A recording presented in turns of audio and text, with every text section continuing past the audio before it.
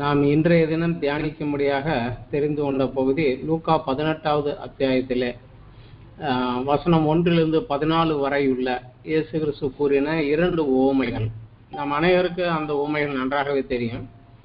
சோர்ந்து போகாமல் எப்பொழுதும் ஜெபம் பண்ண வேண்டும் என்று சொல்லிவிட்டு அந்த ஜெபம் எப்படி இருக்க வேண்டும் என்பதை விளக்குவதற்காக இயேசு கிறிஸ்து கூறிய 2 உவமைகள் இந்த லூக்காவினுடைய 18வது அத்தியாயம் 1 - 14 வசனம் வரைக்கும் இருக்குது. அதுல அந்த ஒரு அலட்டுகிற ஒரு விதவை தன்னுடைய நியாயம் தீர்க்காதனால ஒரு நியாயாதிபதி இடத்துல ஒரு வழக்குக்காக போகிறாள். அவன் நியாயம் செய்யவில்லை, வெகு நாளாகவே செய்யவில்லை. திரும்ப திரும்ப போய் அவனை வேண்டிக் கொண்டே இருந்தால் அவன் திரும்ப திரும்ப எனக்கு தொந்தரவு பண்ணக்கூடாது என்பதற்காக அதை செய்தான் அப்படின்னு சொல்லிட்டு இயேசு சொல்லுகிறாரு, அநீதியுள்ள அந்த நியாயாதிபதி என்ன சொன்னான்னு பாருங்க. அப்படியே தேவன் தம்மை நோக்கி இரவும் போலும் கூப்பிடுகிறவர்கள தம்மல் தெரிந்து கொள்ளப்பட்டவர்கள் விஷயத்தில் நீடிய பொறுமை உள்ளவராயிருந்து அவர்களுக்கு நியாயம் செய்யாமல் இருப்பாரோ? அவனை போல இவரும் இருப்பாரோ அப்படின்னு நினைக்கிறீங்களோ? அப்படி அல்ல, சீக்கிரத்திலே அவர்களுக்கு செய்வார் என்று நான் உங்களுக்கு சொல்லுகிறேன் அப்படின்னு சொல்லிட்டு, ஆனாலும் மனுஷகுமாரன் வரும் நாட்டிலே விசுவாசத்தை காண்பாரோ அப்படின்னு சொல்லி முடிகிறாரு. முடிச்சுட்டு அடுத்து ஒரு உவமை சொல்லுகிறாரு. அதுல 2 மனுஷர் ஜெபம் பண்ண போனாங்க. ஒருவன் பரிசேயன், ஒருவன் ஆயக்காரன். பரிசேயன் ஆண்டவரை பார்த்து சொல்றான், நான் அநியாயர், பரிகாரர், விபச்சாரக்காரர், மற்ற இந்த ஆயக்காரனை போல எல்லாருக்கும் சோத்தரிக்கிறேன், நான் வாரத்துக்கு 2 தடவை உபவாசம் பண்றேன், என் சம்பாத்தியத்திலாம் தசமாகம் செலுத்துகிறேன் என்று சொல்கிறான். ஆனா இந்த ஆயக்காரனும் தன் மார்பிலை அடித்து கொண்டு பாவியாக என் மேல் கிருவியா இரும் என்று ஜெபித்தான். ஆனா அந்த பரிசேயன் அல்ல, இந்த ஆயக்காரனே நீதிமான ஆக்கப்பட்டு திரும்பி சென்றார் அப்படின்னு இயேசு சொல்றார். இந்த 2 உவமைகள் இதில் சொல்லப்பட்டதனுடைய உண்மையான அர்த்தம் என்ன, எந்த அர்த்தத்திலே எந்த நோக்கத்திலே இதை இவர் சொன்னார் அப்படிங்கிறத நம்ம படிக்கணும்னா, இந்த 2 உவமைகளை தியானிப்பதற்கு முன்னதாகவே நம்ம இந்த வேத புஸ்தகத்தை குறித்த ஒரு சிறு காரியத்தை நம்ம திரும்ப ஒருக்க நினைவு கூட்டுவது நமக்கு கொஞ்சம் நல்லது. நமது வேதாகமத்தில் உள்ள பழைய ஏற்பாட்டில் உள்ள 39 புஸ்தகங்கள் இயேசு கிறிஸ்துவுக்கு பின் கிபி 135 தான் யூத ரபிகளால இந்த 39 தான் அதிகாரப்பூர்வமான தேவனுடைய வார்த்தைகள் என்று நிர்ணயிக்கப்பட்டது. கிபி 367 தான் புதிய ஏற்பாட்டில் உள்ள 27 புஸ்தகங்கள் அதிகாரப்பூர்வமாக ஏற்றுக்கொள்ளப்பட்டு 66 புஸ்தகங்களாக இணைக்கப்பட்டு நம்முடைய கையில் வேதாகமாக உள்ளது. ஆனால் அப்பொழுது அவை இன்று இருப்பது போல அதிகாரங்களாக வசனங்கள் கொண்ட பிரிவுகளாக இல்லை.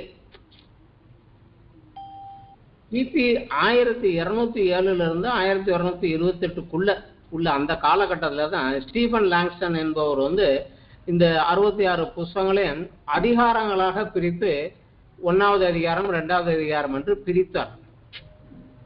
ஆனா அதற்கு பின்னாடி 1448 தான் நாத்தன் என்கிற ஒரு யூத ரபி இந்த பழைய ஏற்பாட்டு 39 புஸ்தகங்கள் உள்ள அதிகாரங்களை வசனங்களாக பிரித்து வசனங்களுக்கு நம்பர் போட்டு கொடுத்தார். 1555 தான் ராபர்ட் ஸ்டீபன் அப்படிங்கிற ஒரு புதிய ஏற்பாட்டில் உள்ள இந்த 27 புஸ்தகங்களுக்கும் வசனமாக பிரித்து நம்பர் போட்டு கொடுத்தார். இதனுடைய நோக்கம் பிரசங்கிக்கிறவரும் சரி, அதை கேட்கிறவங்களும் சரி, இவர் சொல்லக்கூடிய வசனம் எந்த புஸ்தகத்துல எந்த இடத்துல இருக்குது அப்படிங்கிறத எளிதாக பிரித்து அவர் சொல்லுவது அப்படியே இருக்குதா அப்படிங்கிறத பார்ப்பதற்கும் இவர்கள் போதிப்பதற்கும் வசதியாக இருக்கும்படியாக உருவாக்கப்பட்டது. ஆனா இன்றைக்கு இந்த வேத புஸ்தகத்தை படிக்கிற அநேகர் நம்ம என்ன பண்றோம், அதிகாரங்கள் அடிப்படையிலும் வசனத்தின் அடிப்படையிலும் நாம் தியானித்து கொண்டு போவதனால அதனுடைய முக்கியமான கருத்து எந்த சூழ்நிலையிலே யாருக்கு எதை வலியுறுத்தும்படி இந்த வார்த்தை கூறப்பட்டது அப்படிங்கிறத அறிந்து கொள்ளக்கூடிய ஒரு சரியான தெளிவு கிடைக்காததுனால பல நேரங்களிலே நம்ம அதற்கு நம்ம மனதில் தோன்றின ஒரு அர்த்தத்தையோ அடையாளத்தையோ கொடுத்து விடுறாங்க. அதனால அன்று இயேசு கிறிஸ்து சொன்னபோது இந்த வார்த்தை எதற்காக, எதை குறிக்கும்படி, என்ன நோக்கத்திற்காக, யாரை பார்த்து சொன்னார் அப்படிங்கிறத விளங்கினா தான் அந்த வசனத்தினுடைய சரியான அர்த்தமும் விளக்கமும் நமக்கு புரியும். இந்த ஒரு தவறான ஒரு ஆலோசனைகளுக்குள்ள இது சரியான சூழ்நிலையை விட்டு இதை பிரித்து படிப்பதனால சரியான பொருள் விளங்காமல் போகக்கூடிய பல பகுதிகளில் இன்றைக்கு நாம் தியானிக்கிற இந்த 18வது அத்தியாயத்திலிருந்து 1லிருந்து 14 வரை உள்ள அந்த 2 உவமைகளும் அடங்கும். ஆனா இந்த உவமையை அவர் எப்பொழுது கூறினார், யாரிடத்துல கூறினார், எதை வலியுறுத்தும்படி கூறினார் என்பதை நம்ம பார்க்கணும்னா 17வது அத்தியாயம் 11வது வசனத்திலிருந்து அது ஆரம்பிக்குது. பின்பு அவர் எருசலேமுக்கு பிரயாணம் பண்ணுகையிலே அவர் சமாரியா, கலிலேயா என்னும் நாடுகளின் வழியாக நடந்து போனார். இதுதான் இது சொல்லப்பட்ட அந்த ஒரு சூழ்நிலை. அதுல இருந்துதான் இந்த ஒரு சம்பவம் தொடர்ச்சியாக வருது. அதுல ஒரு எருசலேமை நோக்கி தன் ஊழியத்தினுடைய கடைசி காலத்துல ஊழியத்தை நிறைவு பண்ணுவதற்காக, எருசலேமில் போய் தன் ஊழியத்தை நிறைவு பண்ணுவதற்காக கடைசி அந்த 3.5 வருடங்கள் முடிவில் அவர் எருசலேமை நோக்கி போய்கொண்டு இருக்கிறார். போறபோது சமாரியர், கலிலேயர் இருக்கக்கூடிய நாடுகளின் வழியாக போறாரு. அப்பொழுது நம்ம அந்த 17வது அத்தியாயத்துல ஒரு சம்பவம் 11லிருந்து 19 வசனம் வரைக்கும் உள்ள ஒரு சம்பவம் என்ன அப்படின்னா, 10 குஷ்டரோகிகள் அவருக்கு நேராக எதிரே ஆண்டவரே எங்கள் மேல் இரக்கமாயிருன்னு சத்தமிட்டு கூப்பிடுறாங்க. அப்ப அவர் சொல்றாரு, நீங்கள் போய் ஆசாரியர்களுக்கு உங்களை காண்பியுங்கள் அப்படிங்கிறாரு. அது என்ன அடிப்படையில் அவர் சொன்னாரு அப்படிங்கறத லேவியர் ஆகமம் புஸ்தகத்துல 13வது அத்தியாயத்துல பார்த்தோம்னா 44, 45, 46 வசனங்கள்ல குஷ்டரோகம் ஒரு தொற்றக்கூடிய ஒரு வியாதியாக, ஒரு ஸ்கின் டிசீஸாக இருந்ததுனால அவர்கள் தீட்டுள்ளவர்கள் என்று கருதப்பட்டு பிற மனிதர்களோடு கலவாமல் ஊருக்கு வெளியே புறம்பே இருக்க வேண்டும், ஊருக்குள்ள வரக்கூடாது. ஏதாவது ஒரு காரணத்துல வருவதா இருந்தாலும் தீட்டு தீட்டு தீட்டு என்று சத்தமிட்டு கொண்டே வர வேண்டும், மற்றவர்கள் அவனை விட்டு விலகி ஓரமா போவாங்க. அதுக்காக சொல்லப்பட்டது. ஆனா அந்த குஷ்டரோகி ஒருவன் தன் சுகம் அடைந்து விட்டால்,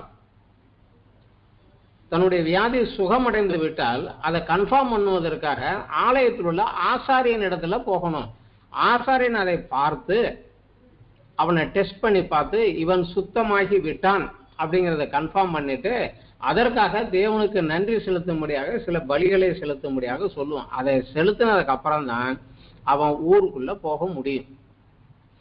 அதனால இந்த 10 பேரையும் இயேசு கிறிஸ்து சொன்னாரு, நீ போய் ஆசாரியர்களுக்கு உங்களை காண்பியுங்கள் அப்படின்னாரு. இவர் சொன்ன வார்த்தையை விசுவாசித்து அவர்கள் அதை கிரியில் செயல்பட்டு நடந்து போகிற போது 10 பேருமே சுஸ்தமானாங்க. ஆனா அதில் ஒரே ஒரு மனிதன் மட்டும் தான் சுகமாகி விட்டதை அறிந்து சுகம் கொடுத்த இயேசு கிறிஸ்துவுக்கு நன்றி கூறும்படியாக திரும்பி அவரை மகிமைப்படுத்தினார்.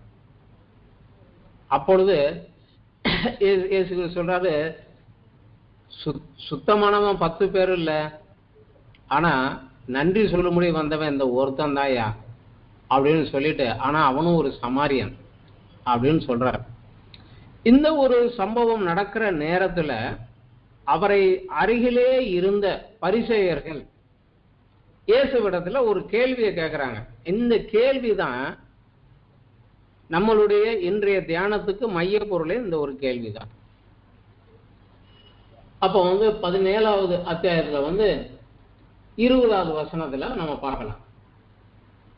தேவனுடைய ராஜ்யம் எப்பொழுது வரும் என்று பரிசேயர் அவரிடத்திலே கேட்ட பொழுது அவர்களுக்கு அவர் பிரதி உத்தரமாக, தேவனுடைய ராஜ்யம் பிரத்யட்சமாய் வராது, இதோ இங்கே என்றும் அதோ அங்கே என்றும் சொல்லப்படுகிறதுக்கும் ஏதுவாயிராது, இதோ தேவனுடைய ராஜ்யம் உங்களுக்குள்ளே இருக்கிறதே அப்படின்னு சொன்னார்.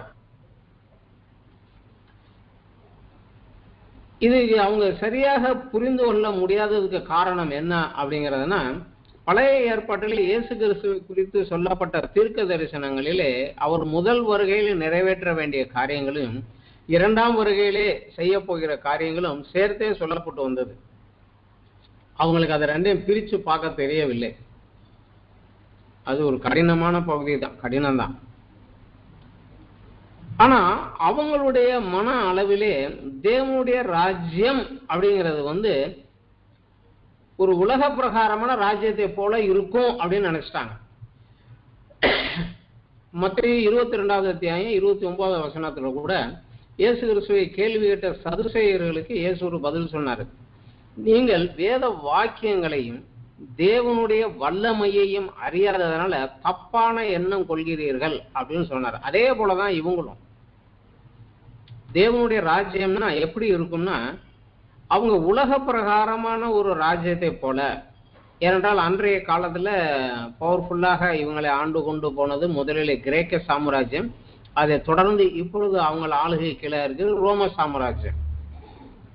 ஸோ இந்த ஒரு சாம்ராஜ்யத்தை போலதான் தேவனுடைய ராஜ்யமும் இருக்கும் அப்படின்னு அவங்க அந்த ஒரு கணக்குல எதிர்பார்த்ததுனால தேவனுடைய ராஜ்யத்தினுடைய ராஜா அதுலயும் அவங்க கூடவே அவர் உட்கார்ந்துகிட்டு இருக்கிற போது கூட அவரை அறியாமலும் அவரை ஏற்றுக்கொள்ளாமலும் போனதுனால அந்த தேவனுடைய ராஜ்யத்துக்குள்ளே பிரவேசிக்கக்கூடிய ஒரு ஆசீர்வாதத்தையும் இழந்து போகக்கூடிய ஒரு சூழ்நிலையில அவங்க இருந்தாங்க. அதுதான் இயேசு சொல்றாரு, நீங்க நினைக்கிறது போல இந்த அங்க இருந்து இங்க வரைக்கும் இங்க இருந்து அங்க வரைக்கும் சொல்றதுக்கு இருக்காது, தேவனுடைய ராஜ்யம் உங்களுக்குள்ளேயே இருக்கிறதே அப்படின்னு தன்னை குறித்து அங்க சொன்னார். ஆனா இதை அவங்களுக்கு சொல்லி விட்டுட்டு அடுத்தது தொடர்ச்சியாக அவர் சொல்லுவது எங்க வந்து சொல்றாருன்னா தன்னுடைய சீசர்களுக்கு சொல்லுகிறார். லூக்கா 17வது அத்தியாயத்துல 22வது வசனத்துல இருந்து, பின்பு அவர் சீசர்கள் நோக்கி, மனுஷகுமாருடைய நாட்களில் ஒன்றை காண வேண்டும் என்று நீங்கள் ஆசைப்படும் காலம் வரும், ஆனாலும் அதை காண மாட்டீர்கள். இதோ இங்கே என்றும் அதே அங்கே என்றும் சிலர் உங்களிடத்தில் சொல்லுவார்கள், நீங்கள் போகாமலும் பின்தொடராமலும் இருங்கள். மின்னல் வானத்தின் ஒரு திசையில் தோன்றி மறு திசை வரைக்கும் பிரகாசிக்கிறது போல மனுஷகுமாரனும் தம்முடைய நாளிலே தோன்றுவார். அதற்கு முன்பு அவர் அநேகம் பாடுபட்டு இந்த சந்ததியினால் ஆகாதவன் என்று தள்ளப்பட வேண்டியதாய் இருக்கிறது அப்படிங்கிறார்.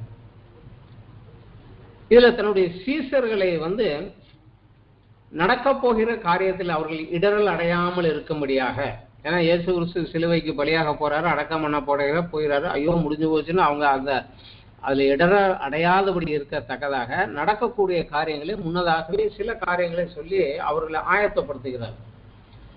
இதோ என் கூட நீங்க இருக்கிறீங்க, இதே போல இன்னொரு தடவை இருக்கணும்னு நினைப்பீங்க, ஆனா அது முடியாது. அதுக்காக நான் இல்லாம போயிட மாட்டேன், நான் வருவேன். ஆனா எப்படி வருவேன்? இப்பொழுதோ ஒரு மனிதனாக என்னை தாழ்த்தி மனுக்குலத்தின் பாவத்திற்கு குற்ற நிவாரண பலியாக பிராயச்சித்தம் செலுத்தும்படியாகவும் பரலோக ராஜ்யத்தை உங்களுக்கு சொல்லக்கூடிய ஒரு தீர்க்கதரிசியாகவும் உங்கள் மத்தியில நான் இப்ப வந்தேன். ஆனா இரண்டாவது வருகையில நான் வருகிற போதோ பூமியிலும் வானிலும் சகல அதிகாரத்தை கொண்டவராக, தேவாதி தேவனாக முழு பூமியையும், அதுல நன்றாக அவர் சொல்லக்கூடிய காரியம் முழு பூமியையும், ஏதோ ரோம சாம்ராஜ்யம் கிரேக்க சாம்ராஜ்யம் இது போல பூமியின் ஒரு பகுதியை மாத்திரம் அல்ல, முழு பூமியை ஆளுகை செய்யக்கூடியவராக வல்லமையோடு வருவார். இந்த முதல் வருகைக்கும் இரண்டாம் வருகைக்குள்ள வேறுபாட்டையும் நான் அவங்களுக்கு சொல்லுகிறார். ஆனா அதை சொல்லுகிற போதே அதுக்கு முன்னாடி நான் எருசலேமுக்கு போகணும்ப்பா, நிறைய பாடுகளை அனுபவிக்க வேண்டி இருக்கும்பா, அது எனக்கும் தெரியும்ப்பா, நீங்க அதில் இடரல் ஆயாதிருங்க அப்படின்னு சொல்லி அவங்களை அதுக்கு கொஞ்சம் ஆயத்தமும் பண்ணுகிறார். பண்ணி விட்டு தான் அவர் சொல்றாரு, நான் சென்ற பின்பு நான் தான் அவர் என்று உங்களை வஞ்சிக்கும்படி அநேகர் வருவார்கள்.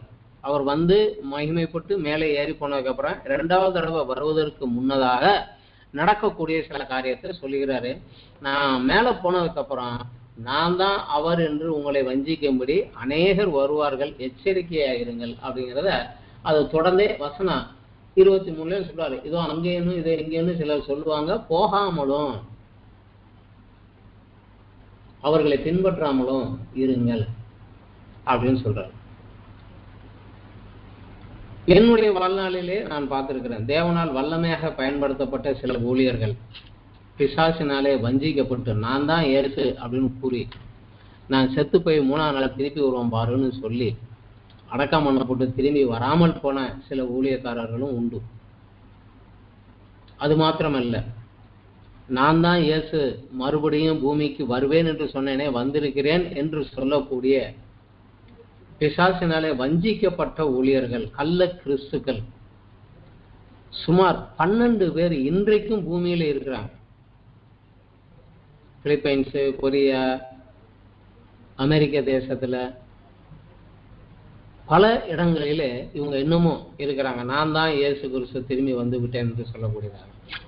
இவனுடைய கள்ள உபதேசங்கள் வட இந்தியாவில எல்லாம் நிரம்பி வந்துருச்சு. தமிழ்நாடு, கர்நாடகா வந்துருச்சான்னு தெரியல எனக்கு. விசேஷமாக எருசலேம் மாதா ஆலயம் என்று சொல்லக்கூடிய ஒரு குரூப் வந்து கிறிஸ்தவர்களை வஞ்சிக்கிறதுக்காக தீவிரமாக இருக்கிறாங்க. இது அன்னைக்கே சொல்லிட்டாரு, இதுல கொஞ்சம் ஜாக்கிரதையா இருங்க அப்படின்னு. ஆனா அவர் வருகை எப்படி இருக்கும் அப்படிங்கிறத, அந்த வருகையில நடைபெறக்கூடிய சில காரியங்கள் என்ன இருக்கும் அப்படிங்கிறதையும் வசனம் 26 இருந்து 33 வரைக்கும் இன்னும் கொஞ்சம் விளக்கமாகவும் சொல்றாரு. அவருடைய வருகை முன்னாலே போல வருவேன், நான் வருகை எப்படி இருக்குங்கிறதையும் சொல்லிடுறாரு. நோவாவின் நாட்களில் நடந்தது போல மனுஷகுமாரனுடைய நாட்களிலும் நடக்கும். நோவா பேழைக்குள் பிரவேசித்த நாள் வரைக்கும் ஜனங்கள் புசித்து குடித்தார்கள், பெண் கொண்டு கொடுத்தார்கள், ஜலப்பிரளயம் வந்து எல்லாரையும் அழித்து போட்டது. லோத்தினுடைய நாட்களில் நடந்தது போலவும் நடக்கும். ஜனங்கள் புசித்தார்கள், குடித்தார்கள், கொண்டார்கள், விற்றார்கள், நட்டார்கள், கட்டினார்கள். லோத்து சோதோமை விட்டு புறப்பட்ட நாளிலே வானத்திலிருந்து அக்னியும் கந்தகமும் வரிசித்து எல்லாரையும் அழித்து போட்டது. மனுஷகுமாரன் வெளிப்படும் நாளிலேயும் அப்படியே நடக்கும். அந்த நாளிலே வீட்டின் மேல் இருப்பவன் வீட்டில் உள்ள தன் பண்டங்களை எடுத்துக்கொண்டு போக இறங்காமல் இருக்க கடவன். அப்படியே வயலில் இருக்கிறவன் பின்னிட்டு திரும்பாமல் இருக்க கடவன். லோத்தின் மனைவியை நினைத்து கொள்ளுங்கள். தன் ஜீவனை ரட்சிக்க வகை தேடுகிறவன் அதை இழந்து போவான், இழந்து போகிறவன் அதை உயிர்ப்பித்து கொள்ளுவான் அப்படிங்கிறார். ஸோ என்னுடைய வருகை வந்து திடீர் என்றுதான் இருக்கும். ஆனா அந்த நேரத்துல அநேகர் உலக பிரகாரமான காரியங்களிலே தீவிரமாக இருப்பார்கள். பெண் கொடுத்து வாங்கி வீடு கட்டி தோட்டம் வச்சு நட்டி இந்த காரியங்களிலே அவர்கள் தீவிரமாக அவர்கள் வாழ்க்கையில் ஃபர்ஸ்ட் பிரியாரிட்டியில் அதை வைத்து செயல்பட்டு கொண்டு இருக்கிற போது அந்த பரலோக பிரவேசத்துக்கு இடம் கொட முடியாத கொஞ்சம் போகக்கூடிய ஒரு சிக்கல் அவங்களுக்கு உண்டுங்கிறார். அதை வசனம் 34 இருந்து 36 வரைக்கும் 2 கூட்டம் இருப்பாங்க. ஒன்று உலக பிரகாரமான காரியத்துக்கு முக்கியத்துவம் கொடுத்து தேவனுடைய ராஜ்யத்துக்கு 2ஆம் இடம் கொடுக்குறாங்க. ஒன்று தேவனுடைய ராஜ்யத்துக்கு முதலிடம் கொடுத்து உலக பிரகாரமான காரியங்களுக்கு 2வது ஸ்தானம் கொடுக்குறவங்க. இந்த 2 பேருக்குள்ள வேறுபாடை அவர் சொல்லுகிறார். அந்த ராத்திரியிலே ஒரே படுக்கையில் படுத்திருக்கிற 2 பேரில் ஒருவன் ஏற்றுக்கொள்ளப்படுவான், மற்றவன் கைவிடப்படுவான். திரிகை திரிக்கிற 2 சிறுகளிலும் ஒருத்தி ஏற்றுக்கொள்ளப்படுவாள், மற்றவன் கைவிடப்படுவாள். வயலில் இருக்கிற 2 பேரிலே ஒருவன் ஏற்றுக்கொள்ளப்படுவான், மற்றவன் கைவிடப்படுவான் என்று உங்களுக்கு சொல்லுகிறேன் அப்படிங்கிறார். இப்ப சீசர்கள் அவர்கிட்ட அடுத்த ஒரு கேள்வி கேட்கிறாங்க. எடுத்துக்கொள்ளப்படுவான் என்று சொன்னீங்களே ஆண்டவரே, எங்கே? முதலில் பரிசேயர்கள் கேட்ட கேள்வி தேவனுடைய ராஜ்யம் எப்போது வரும். இங்கே சீசர்கள் கேட்கிற கேள்வி நீர் வருகிற போது எடுத்துக்கொள்வானுங்கிறீங்களே, எடுத்து எங்க கொண்டு போவீங்க, எங்கே அப்படின்னு ஒரு கேள்வி கேட்கிறாங்க. அதனுடைய முழு விளக்கத்தையும் அவர் சொல்ல முடியாதனால சூசகமாக ஒரு காரியத்தை சொல்லிவிட்டார் அவர். பிணம் எங்கேயோ கழுகுகள் அங்கே வந்து கூடும் அப்படின்ட்டார்.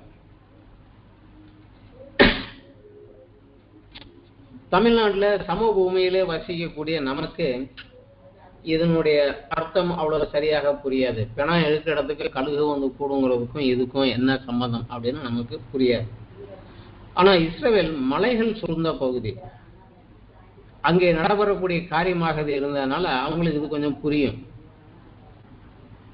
ஆடு மாடு போன்ற விலங்குகள் நோய்வாய்ப்பட்டு மரித்தால் சமபூமியில் இருக்கிறவங்க வந்து குளிர் தோண்டி புதைச்சிருவாங்க. ஆனா மலை பிரதேசத்துல இருக்கிறவங்க, மலைப்பாங்கான பகுதியில் இருக்கிறவங்க அதை குளிர் தோண்டி புதைக்கிறது வந்து ரொம்ப சிரமமான காரியம், முடியாது. அதனால அந்த மரித்த சரீரங்களே ஊருக்கு வெளியே ஒதுக்குப்புறமான இடத்துல போட்டுருவாங்க. கழுகுகளோ இல்ல காட்டு விலங்குகளோ அதை சாப்பிட்டுட்டு அந்த சரீரம் அப்படியே டீகாம்போஸ் ஆகுதுன்னு போட்டு போயிடுவாங்க. ஆனா இந்த கழுகுகளும், இயேசு சொன்ன இந்த கழுகுகளும் மலை சிகரங்களிலே, உயர்வான சிகரங்களிலே இருக்கும். ஆனா இந்த கழுகுகள் வானத்துல வட்டமடித்து பறப்பதையோ, ஒரு புறாவை போலையோ, நம்ம காக்காவை போலையோ, கொக்குகள் போலையோ, நாரைகள் போலையோ இவைகள் பறப்பதை சராசரியாக சாதாரணமாக மனிதர்களால பார்க்கவே முடியாது. ஆனா எப்பொழுது ஒரு பிணம் அல்லது மரித்து போன ஒரு மிருகத்தினுடைய சடலம் ஊருக்கு வெளியே கொண்டு போகப்படுகிறதோ அப்பொழுதுதான் இவைகளை வானத்துல பார்க்க முடியும். இந்த பிணத்தை கொண்டு ஒதுக்குப்புறமான ஒரு இடத்துல போட்டுட்டு மனிதர்கள் அங்கே இருந்து அகன்ற அடுத்த நொடியிலேயே கூட்டம் கூட்டமாக அவைகள் அங்க இறங்கி வரும். சில மணி நேரத்திலே அந்த சரீரத்தை சாப்பிட்டுட்டு வெறும் எலும்பை மட்டும் விட்டுட்டு பறந்து போயிடும். இந்த சம்பவத்தை நான் என் வாழ்க்கையில கண்ணாலேயே பார்த்துருக்கிறேன். 1999 மகாராஷ்டிராவில் என்னுடைய ஊழிய நாட்களுக்காக கார்கோட்டி, கோலாப்பூர் பக்கத்தில் கார்கோட்டிங்கிற இருந்தபோது ஊழியத்தின் நிமித்தமாக பக்கத்து கிராமங்களுக்கு போகிற போது பார்த்துருக்கிறேன். மாட்டு வண்டியில ஒரு மாடை போட்டு ஊருக்கு வெளியே கொண்டு போறாங்க, செத்து போனதை. அதை போட போகிற போது நாங்க அன்னைக்கு எம்ஐடியில போய்கிட்டு இருக்கிறோம். என்ன பண்றாங்கன்னு இதை பாரு, இந்த மாதிரி போட்டு போவாங்கன்னு.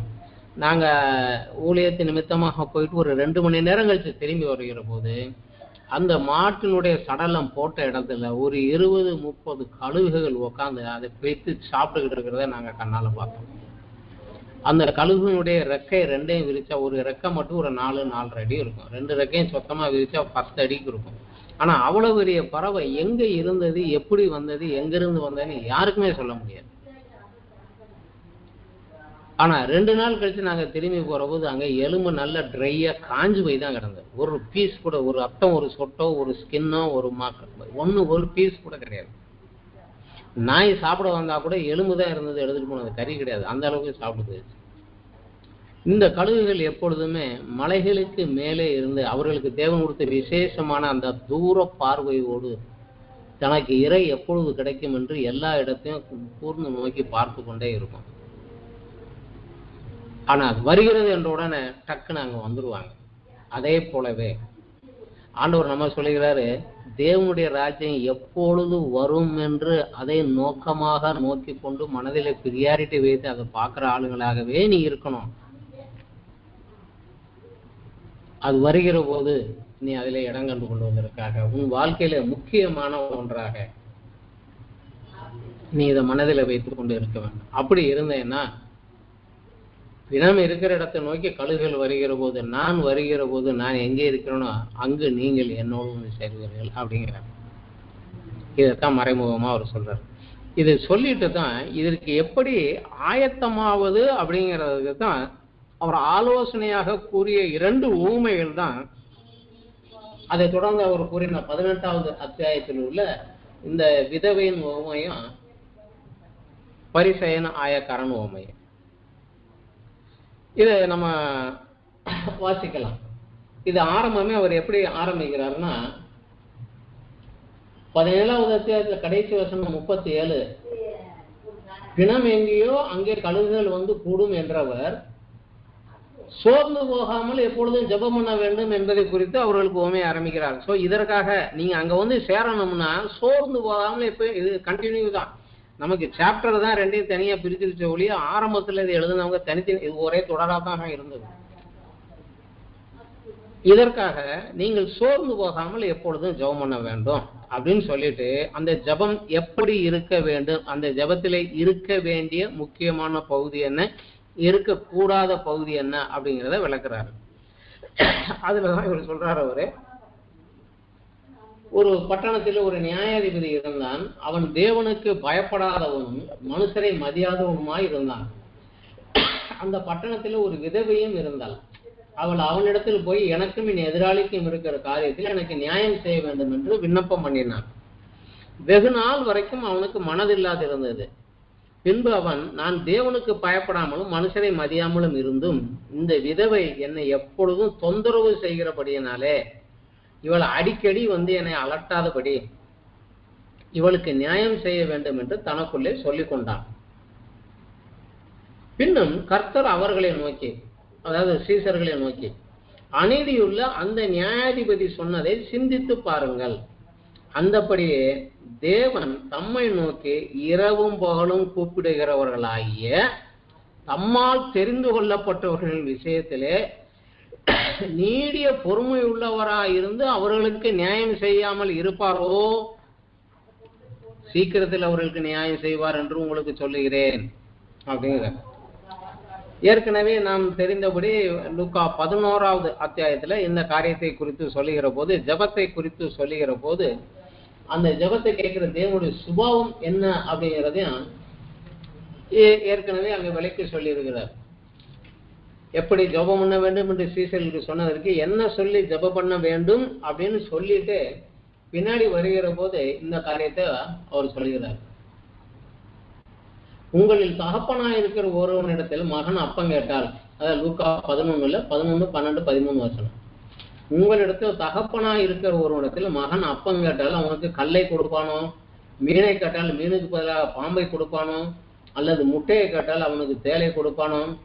பொல்லாதவர்களாகி நீங்கள் உங்கள் பிள்ளைகளுக்கு நல்ல ஈவுகளை கொடுக்க அறிந்திருக்கும் போது பரமபிதாவானவர் தம்மிடத்தில் வேண்டிக் கொள்கிறவர்களுக்கு பரிசுத்த ஆவியையே கொடுப்பது அதிக நிச்சயம் அல்லவா அப்படிங்கிறார். இதுக்கு முன்னாடியே அவர் அந்த தேவனுடைய சுபாவம் இயல்புகளை குறித்து சொல்ற போது சொல்லியிருக்காரு.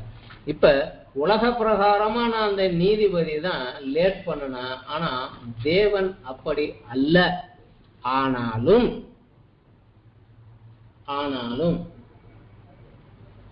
மனுஷகுமாரன் வரும்போது பூமியிலே விசுவாசத்தை காண்பாரோ அப்படின்னு முடிக்கிறார். ரொம்ப வருத்தத்தோடு தான் இதை அவர் முடிக்கிறார். ஆனாலும் ஒரு வருத்தத்தோடு ஒரு வேதனையோட தான் முடிக்கிறார். நம்ம எல்லாருக்கும் தெரியும், இயேசு கிறிஸ்து சீஷர்களை கற்றுக் கொடுத்த ஜெபத்துல 2வது வரி உம்முடைய ராஜ்யம் வருவதாக.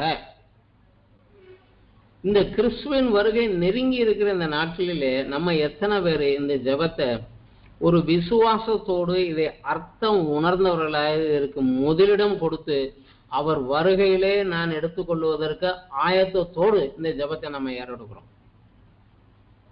அநேக சபைகளிலே இயேசு கிறிஸ்து சீஷர்கள் கற்றுக் கொடுத்தனால இதை சொல்லணும்னு சொல்றாங்க. இது அநேகமாக அந்த ஆர்டர் ஆஃப் சர்வீஸனோட முடிவு பகுதியில் வரும். இந்த ஜெபம் பண்ணோடனே உட்காந்து ஒரு இருக்கிறவங்கள முடிய போகுது அப்படின்னு நினைச்சுக்குவாங்க. அவ்வளவுதான் இருக்குது ஒழிய இதனுடைய 7 பாயிண்ட் சொன்னாரு. 7 பாயிண்டையும் உணர்ந்தவர்களாக அவர்கள் அதை ஜெபம் பண்றது இல்லை. இதை கிளிப்பில்ல போல சொல்றாங்கிறதுக்காகவே சில சபைகளில் இந்த ஜெபத்தை சொல்றதே கிடையாது. ஆனா ஆண்டவர் எதிர்பார்க்கிறாரு, நீ ஒரு காரியம் ஆண்டவனை நோக்கி கேட்டேன்னா நான் சொன்னேன், அவர் கேட்டிருக்காரு, அவர் கொடுப்பாருன்னு உனக்கு விசுவாசம் இருக்கணும். விசுவாசம் இல்லாமல் இந்த ஜெபத்தை பண்ணேன்னா அது செத்த விசுவாசம் காரியத்தை கொடுக்காது. நான் செய்ய வேண்டியதை செஞ்சுட்டு போயிட்டேன், நான் திருப்பி வரப்போறேன், வாங்க கூட ஜெபம் உங்ககிட்ட இருக்கணும்ல. ஜெபம் உங்ககிட்ட இருந்தா தானே நீங்க அதுக்கு ஆயத்தமா இருப்பீங்க. அதுக்கு ஆயத்தமாகிறது அப்படின்னு. அதுல அடுத்ததாக 2வது உவமை 18வது அத்தியாயத்தில் 9 - 14 வரைக்கும் சொல்லுகிறார். அன்றியும் தங்களை நீதிமான்கள் என்று நம்பி மற்றவர்களை அற்பமாய் எண்ணின சிலரை குறித்து அவர் ஒரு உவமையை சொல்லுகிறார். எப்பவுமே பரிசேயர் சதுசேயர் இவர்களை நீங்க ஒரு சைடு மற்றவங்க ஒரு சைடுன்னு சொல்லுவாரு. இது சீஷர்களுக்குள்ளேயே இப்ப 2 குரூப்பு. நான் தான் நீதிமான், அவன் சரியில்லை, எனக்கு தெரியும் அவனுக்கு தெரியாதுன்னு ஒரு கூட்டம் இருக்கிறீங்க. அவங்களை குறித்து ஒரு உண்மை சொல்கிறாரு. 2 மனுஷர் ஜெபம் பண்ணும்படி தேவாலயத்துக்கு போனார்கள். ஒருவன் பரிசேயன், மற்றவன் ஆயக்காரன். பரிசேயன் என்று, தேவனே, நான் பரிகாரர், அநியாயக்காரர், விபச்சாரக்காரர் ஆகிய மற்ற மனுஷரை போலவும் இந்த ஆயக்காரனை போலவும் இராதபடியால் உம்மை ஸ்தோத்தரிக்கிறேன் அப்படின்னு சொல்றான்.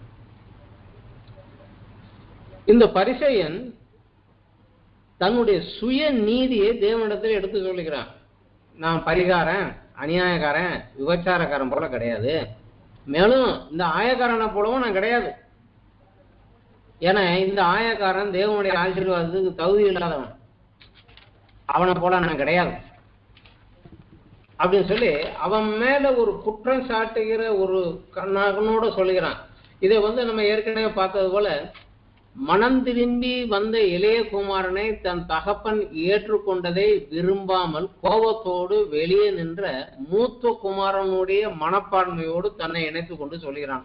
அவர் பெருமையா தேவனுக்கு முன்னாடியே சொல்லுகிறான். அப்புறம் அது 12வது வசனத்தில் அவர் சொல்லுகிறார், வாரத்துல 2 தரம் உபவாசிக்கிறேன், என் சம்பாத்தியத்திலெல்லாம் தசமபாகம் செலுத்தி வருகிறேன் என்று தனக்குள்ளே ஜெபம் பண்ணினான். தன்னுடைய கிரியைகளை, தன்னுடைய சுய நீதியை முதல்ல வெளிப்படுத்தினா, இப்ப தன்னுடைய கிரியைகளை தேவனிடத்துல கூறுகிறான். அதை தேவ சமூகத்துல உயர்த்தி காமிக்கிறான். பரிசேயர்கள் எப்போதுமே பிறர் முன்பு தங்களை பக்திமான், நீதிமான், பரிசுத்தன் என்பதை காண்பிப்பதற்காக வாரத்துல 2 நாட்கள், திங்கட்கிழமையும் வியாழக்கிழமையும் உபவாசம் இருப்பாங்க. உபவாசத்தினுடைய உண்மையான நோக்கம் என்ன என்பதை அறியாமல் இவர்கள் நாங்கள் உபவாசம் இருக்கிறோம் என்று தங்களை மேன்மைப்படுத்தி காண்பித்துக் கொண்டுவார்கள் ஜனங்க கிட்ட.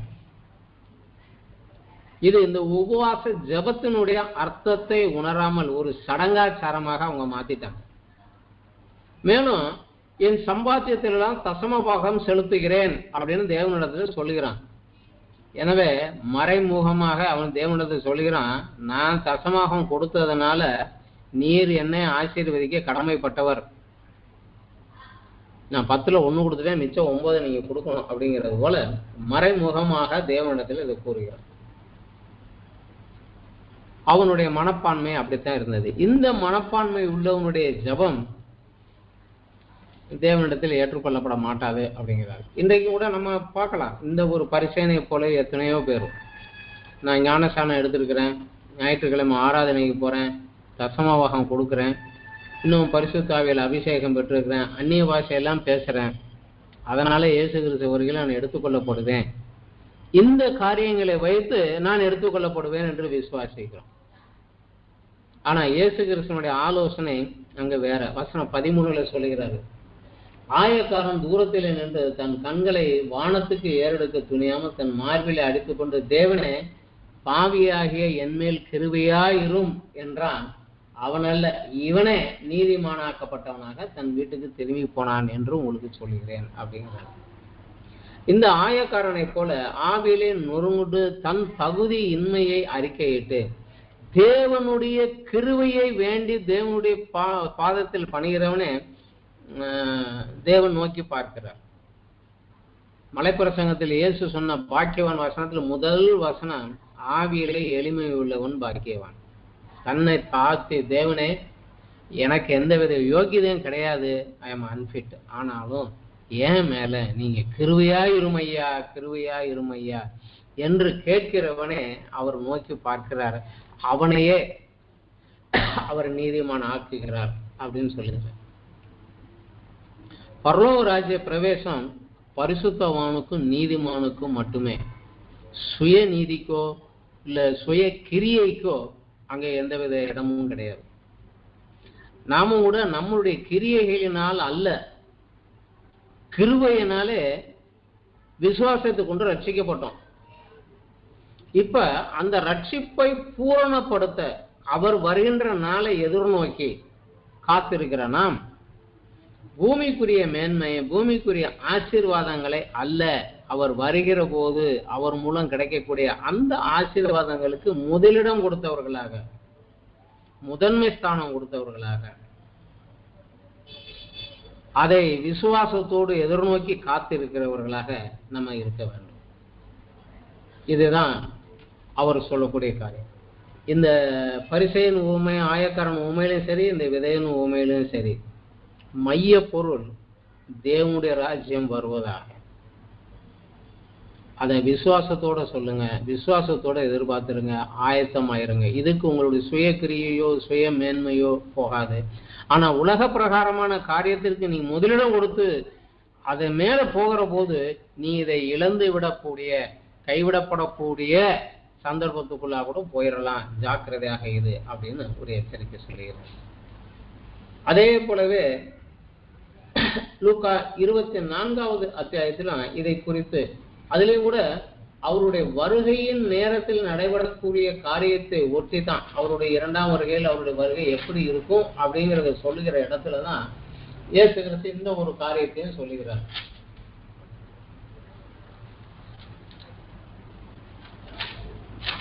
லூக்கா சுவிசேஷத்துல 21வது அத்தியாயம் 21வது அத்தியாயத்துல அதுல பூரா அவருடைய வருகை குறித்து அவர் சொல்லுகிறார். அவருடைய வருகை எப்பொழுது சம்பவிக்குங்கிறதுக்காக 21வது அத்தியாயத்தில் 8வது வசனத்துல ஆரம்பித்து 36 வசனம் வரைக்கும் அவர் வருகைக்கு முன்னாடி என்னென்ன சம்பவிக்கும், எப்படி ஆயத்தமாகும் சொல்லிட்டே வராரு. அதுல கடைசியாக அவர் சொன்ன ஒரு வார்த்தையை நம்ம பார்க்கலாம். வானமும் பூமியும் ஒளிந்து போவும், என் வார்த்தைகளோ ஒளிந்து போவதில்லை. லூக்கா 21ல 33வது வசனத்துல இருந்து.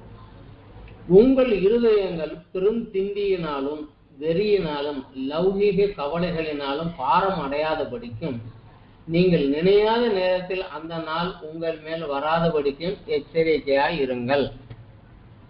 பூமியிலெங்கும் குடியிருக்கிற அனைவர் மேலும் அது ஒரு கன்னியை போல வரும். இந்த பெரும் திண்டிய நாள் அப்படிங்கிறது ஒரு நாளைய தினத்தை குறித்து கவலை இல்லாம இன்னைக்கு புசிப்போம் குடிப்போம் நாளைக்கு பார்ப்போம் அப்படின்னு ஒரு பொறுப்பற்ற வாழ்க்கை வாழுகிற ஒரு இதை குறிக்கிறது. வெறிய நாளே அப்படிங்கிறது ஆண்டவரை காட்டிலும் நம்மை ஆளுகை செய்யக்கூடிய, சரீரத்தையும் ஆத்மாவையும் ஆளுகை செய்யக்கூடிய, தன்னுடைய ஆதீனத்துக்கு கீழே வைத்திருக்கக்கூடிய எல்லாமே இந்த வெறிய நாள் அப்படிங்கிற ஒண்ணுக்குள்ள வந்துடும். ஒரு காலத்துல குடிவெறி விபச்சார மயக்கங்கள்லாம் இருந்தது. ஆனா இன்னைக்கு எலக்ட்ரானிக்ஸ் ஜனங்களை அடிமைப்படுத்தி வைத்திருக்கிறது. இது எதுக்குமே அடிமைப்படாதவனாக இருக்கணும். லௌகீக கவலை, இந்த வாழ்க்கைக்குரிய காரியத்துக்காகவே தேடிக்கொண்டு ஓடிக்கொண்டு நிற்க கூடாது.